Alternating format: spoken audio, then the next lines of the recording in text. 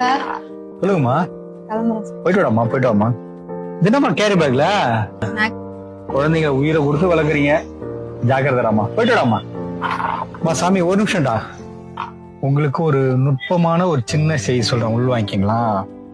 நம்ம எவ்வளவுதான் குழந்தைங்களுக்கு செலவு பண்ணி நம்ம வளர்த்தாலும் நாளைக்கு அந்த குழந்தைங்க வளர்ந்து வந்து நம்மளை பாதுகாக்காது. அதனுடைய குழந்தைங்களை தான் பாசத்துடன் பாதுகாக்கும். நம்மளை பார்த்து அந்த குழந்தை அப்படியே கத்துக்குது. அப்ப நம்ம என்ன செய்யணும் அப்படின்னா, நமக்கு நம்மளுடைய முன்னோர்கள், அதாவது அப்பா இருக்கலாம், அம்மா இருக்கலாம், பெரியம்மா, சித்தப்பா, தாய் மாமா, யார் ஒன்னா இருக்கலாம், நம்ம பெரியவங்களை எந்த அளவுக்கு பாதுகாக்கிறோமோ அதை அந்த குழந்தை பார்க்கணும்.